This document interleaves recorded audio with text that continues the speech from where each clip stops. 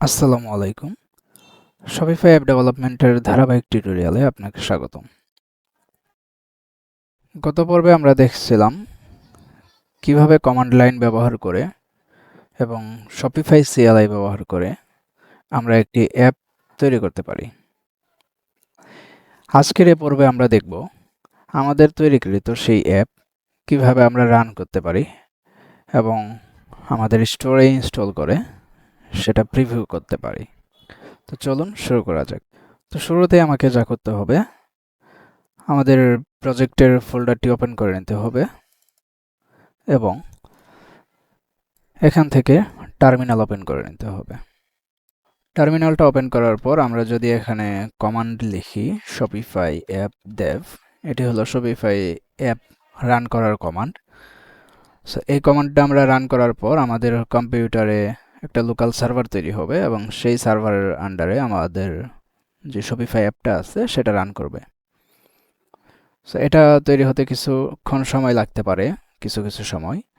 তো ততক্ষণ পর্যন্ত একটু অপেক্ষা করবেন। কমান্ডটা দেওয়ার পর এটা রেসপন্স করতে একটু সময় লাগতে পারে, যেহেতু একটা লোকাল সার্ভার তৈরি হবে। সো আমরা কমান্ডটা দেওয়ার পর আমাদের এখানে অলরেডি অ্যাপটা রান করছে। সো রাউটগুলো কমপ্লিট হচ্ছে। এখন এখানে আমরা একটা প্রিভিউ ইউআরএল পাচ্ছি। আমরা যদি এই প্রিভিউ ইউআরএল এর উপর সিম্পলি কন্ট্রোল এবং রাইট বাটন ক্লিক করে দিই, তাহলে আমাদের ব্রাউজারে রিডাইরেক্ট করে আমাদের যদি শপিফাই পার্টনারটা লগইন থাকে, আমাদের যে শপিফাই পার্টনার ডেভেলপমেন্ট পার্টনারটা ছিল, সেই পার্টনার যদি লগইন থাকে, সেই পার্টনার আন্ডারে আমাদের ক্রিয়েট করা শপিফাই যেই স্টোরটা আছে সেখানে আমাদের অ্যাপটা ইনস্টল হয়ে যাবে। অথবা কিছু সময় আপনাদেরকে দেখাতে পারে যে আপনি আপনার অ্যাপটা কোন স্টোরে ইনস্টল করতে চাচ্ছেন, ইনস্টল করে প্রিভিউটা দেখতে চাচ্ছেন, সেটা আপনাকে জিজ্ঞেস করতে পারে। এটা অনেক ক্ষেত্রে হয়ে থাকে যদি আপনার মাল্টিপল ডেভেলপমেন্ট স্টোর ক্রিয়েট করা থাকে। যেহেতু আমাদের সিঙ্গেল স্টোর ক্রিয়েট করা ছিল, সেহেতু এটা শো করেনি। বাট আপনার ক্ষেত্রে এটা শো করতে পারে। যদি শো করে তাহলে জাস্ট আপনার স্টোর যেটার আন্ডারে আপনি প্রিভিউটা দেখতে চান সেটা সিলেক্ট করে এন্টার প্রেস করে দিবেন, তাহলে বাকি প্রসেস কমপ্লিট হয়ে আপনার সার্ভার রান করবে। ওকে, সো এই এররটা আসলে কোনো এফেক্টিভ এরর না।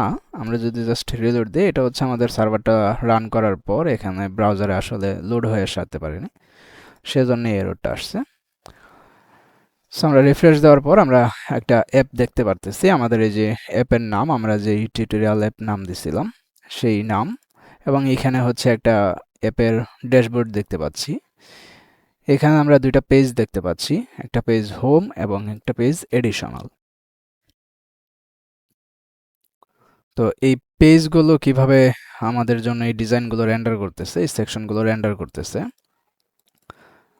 এবং এই নেভিগেশনগুলো কিভাবে আমরা কন্ট্রোল করতে পারি, এই বিষয়গুলো আমরা পরবর্তী ভিডিওতে দেখব।